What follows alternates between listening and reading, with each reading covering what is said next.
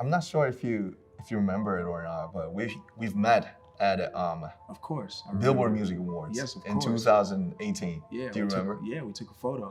We took a photo together. I wanted to work then.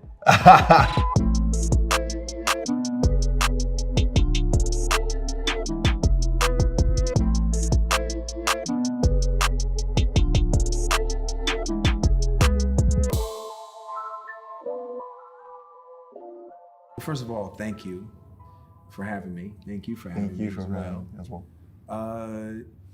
I think that there's a huge benefit in writing and producing for other people. I'm pretty sure you may feel that way as well, but it allows me to go to places that I wouldn't go for myself.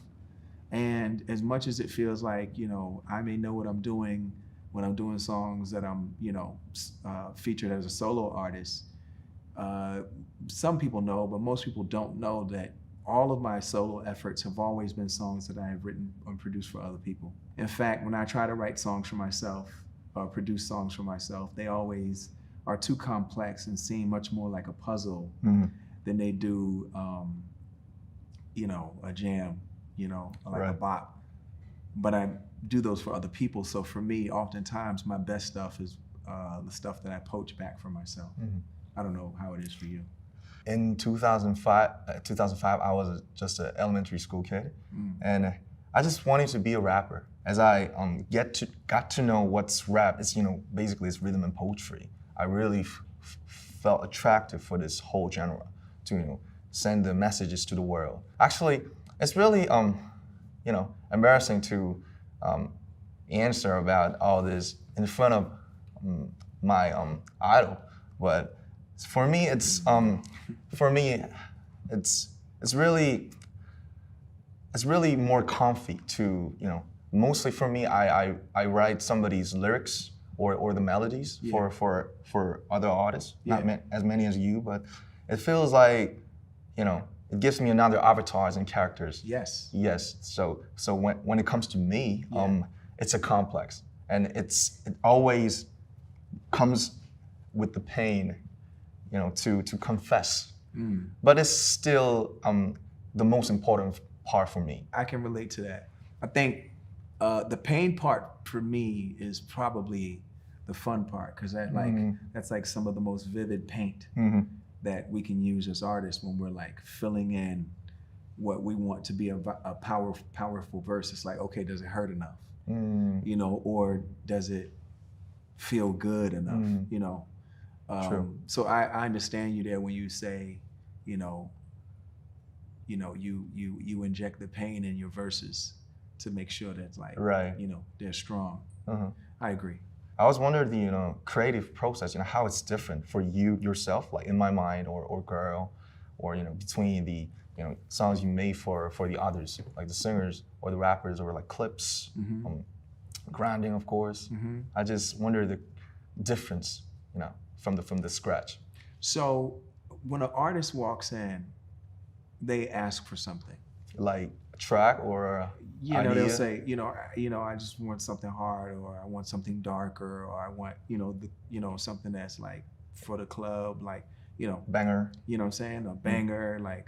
And so I'm considering what they're looking for, but I'm also thinking about like the texture of their voice and the patterns and the melodies that they do usually. Then I think about how I can give them something very different than they've ever done before. And so when you mix all of that together, a lot of times, an artist will say, man, that's a little different for me or whatever. And then I'll go ahead and reference it and, sell it to someone else. And then like oftentimes that same person will come back to me and say, man, why didn't you play me that? And I was like, I did play you that, but they weren't hearing it in that way. Wow, that's the fun part. Yeah, that's the fun part. But then there are people who jump out the window and they go ahead and try it. Because my whole thing is just try it. We don't have to put it out. Right. But, people are so good at what they do. Sometimes they're afraid to explore different parts of their voice, different parts of their personality, and different parts of their career. So, they're a little like hesitant. But for the ones that do try it, they get to experience something new. And look, if we decide at the end of the day it's just not right for them, it's not right for them. Right. But, you got to hear a different side. That's my favorite part of writing and producing for other people. Like a challenging. Yeah. Like, so here comes another thing. Okay.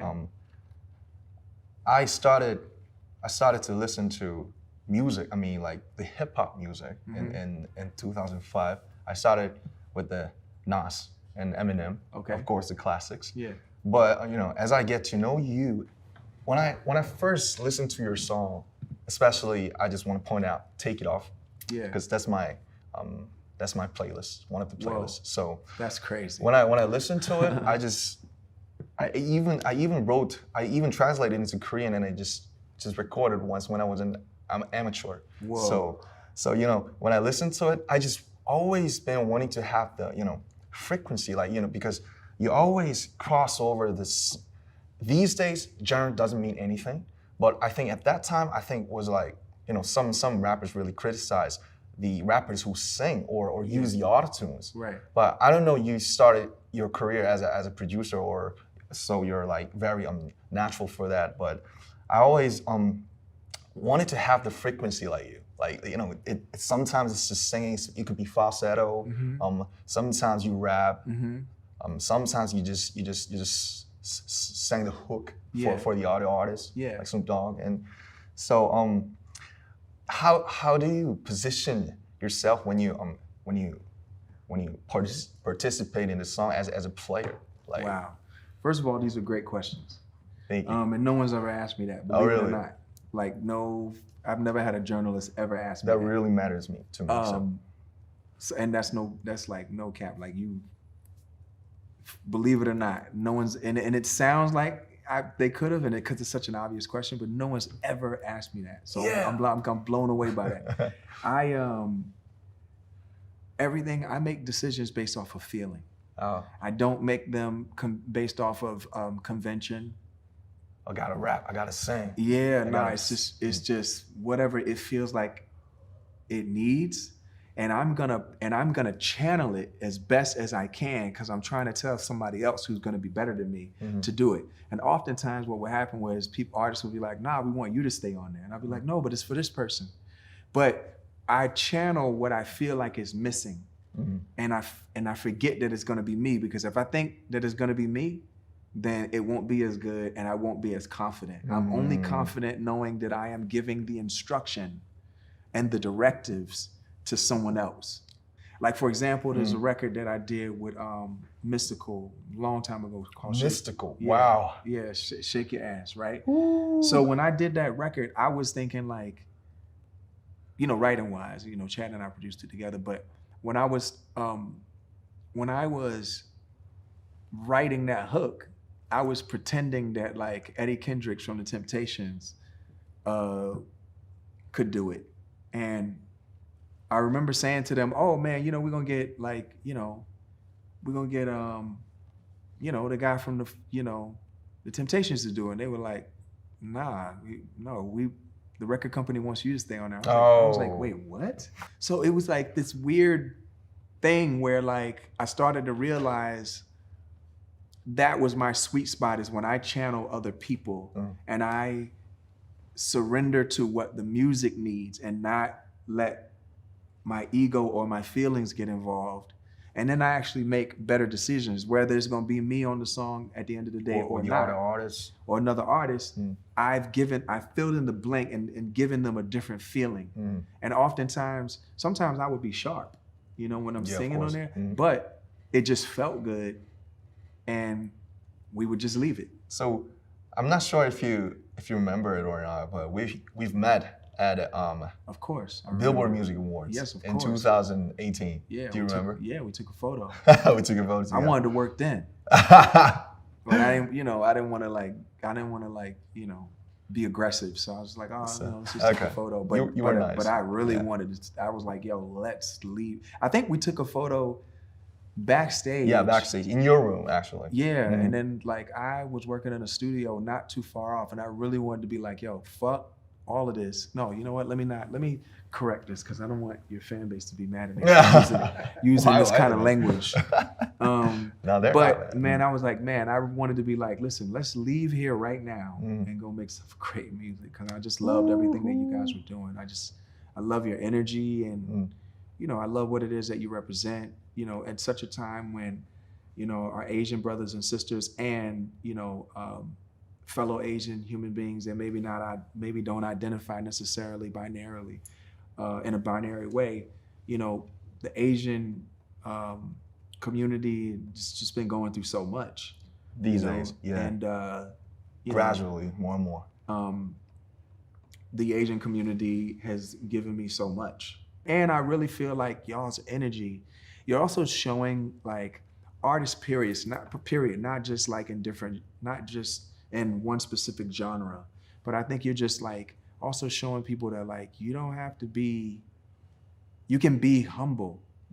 You guys, your energy is there's a lot of humility that you all vibrate. I think that's a great energy. What people don't realize is like when you have, you know, literally, you know, hundreds of millions of fans, and you encounter them, you know, 20 and 50 and 100,000 at a time. Can't notice a single face, you know. It's just a mass. It's MAS. That's not a It's a mass. It's a mass, and it is a massive voice, and it is a massive, using that word mass. It is a massive energy coming at you, and you say jump, and then they jump, and you sing, and they sing every word, right, and you know that you can feel through their voices that so many of their lives have been affected and changed because of something that you've done.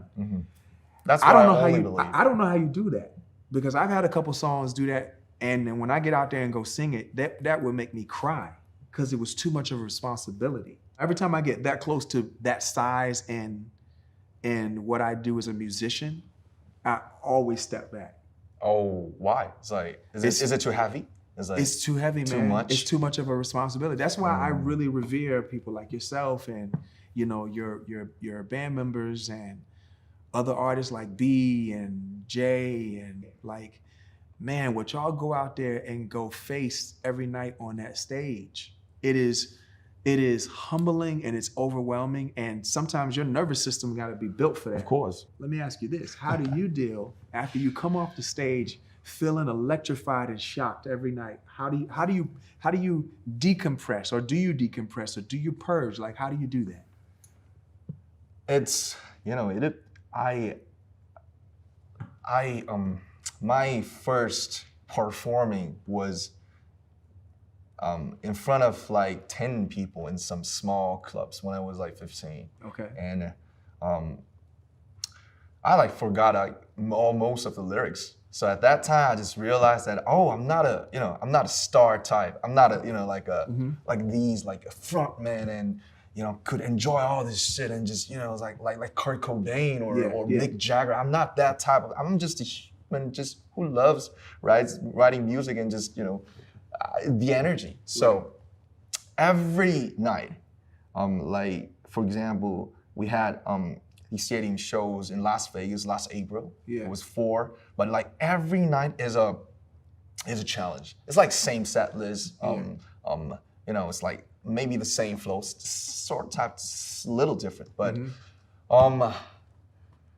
just like you said, that moment, like after we finished the first 3 beginning songs, and then we, you know, take out the earphones, and then like we just like, we're fucking back. It's like, that's like everybody shouting out. At that moment, you know, that's when I really gets all the nerves, and like, you know, there's a different me persona for the next 2 hours and a half. But before that, from the rehearsal and even in the plane, I got really nervous and, you know, like so responsible, because I really am aware of the stories that, you know, fans buy the tickets and they come from Brazil, you know, from Japan, Korea, like from everywhere. They just come there for just that one night. So it feels me like I have to pay back, you know. I have to offer them the best night ever in their lives.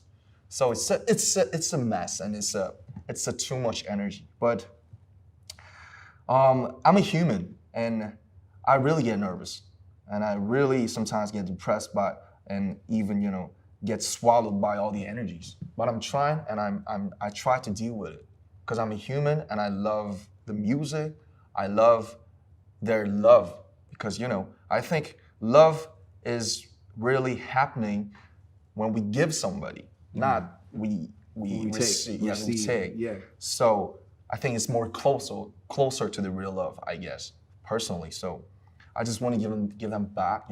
They brought us from just a small city in Korea all the way back to the heart of this music industry, like Las Vegas, LA, New York.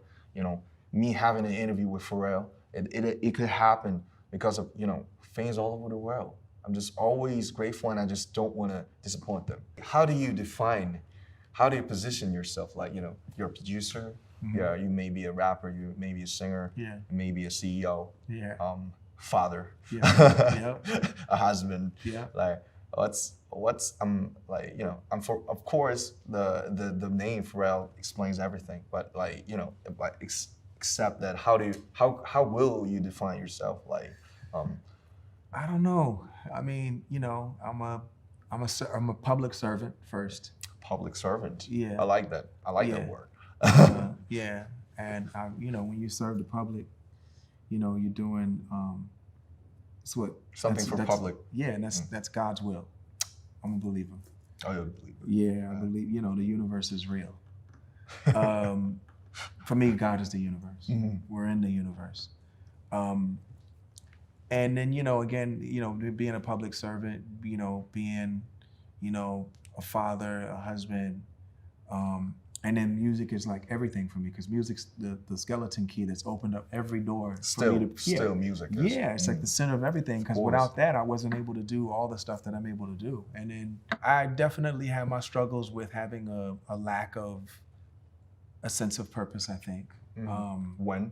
Like, right around 2005, when I put out In My Mind. In My Mind. I just felt like, right after that? as soon as it didn't do what I wanted it to do, I mean, culturally, it made an impression, but it didn't do it egotistically. It didn't perform the way I wanted it to, chart-wise. Like, it just didn't do what I was used to at that time, and that really hit me hard.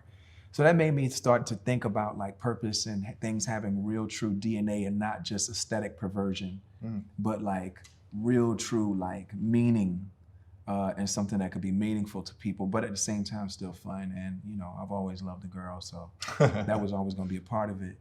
But so I understand what that is. I know what it's like to hit that place in your career, and for whatever reason, and you guys are doing fine. But I think, from what I'm hearing and what I'm understanding, you guys hit a place where you were like, what are we doing? Who are we? Are we who we said we were? Right. And as you think about who you are and you think about what you mean and what your intentions are, it's like also kind of determining who you want to be. I mean, how's that feel? Like, where are you in that process right now? Because you're working on a solo record, right? Yes, like 90% of the work is done. Okay. I've released some mixtape as one of the member of the band, but I think it was just like experiments. I think this time it's maybe my official first solo album. Okay. That I could feel enough. Okay. I don't know it's gonna be like, I don't know if I would feel like you after In My Mind or not, but I think it'll happen after when I release it. Yeah. So I'm just dependent on the time, but it's been just like 10 years after we had our debut as a team. So K-pop is all about the band and the groups. And actually, I told you, I personally started my career as a rapper, and as a poet. Yeah. So that was a tricky part actually, because the K-pop is like a mix. Yeah. It's like the mix of American pop music, all the visuals and the choreos and social medias and stuff. It's really intense and really hectic. So it has some pros and cons of its own.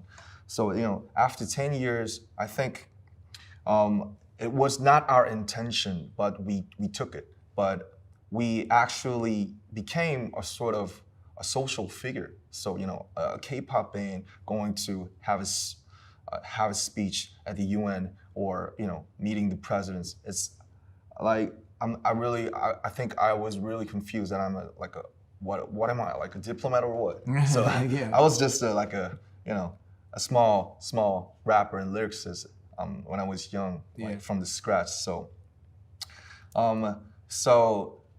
it was 10 years really intense as a team, and I actually was in charge, like almost all of the interviews, and you know, representing the team like in front of the other members. That was my stuff, I guess, role. Yeah. So I think I got really I don't know, like, yo, I gotta stop this for a bit. Yeah. I gotta shut it down and just, you know, fall from it away, and then just see what's going on. You know, making my mind really calm down. Yeah. And then I think, so that's how I got to concentrate on my just solo. And these days I really have been thinking about the 15 when I first listened to you. You know, the first feeling and the vibe and the reason why I started, why I chose music to, Yeah. you know, for my whole life, I guess. So yeah, when I started my music, I was like 14, and now I'm like 28. So it's like just the half. It's like, you know, it's like way shorter than you. So I'm in that process. So it's really tricky and confusing, and I just don't know what's going to happen.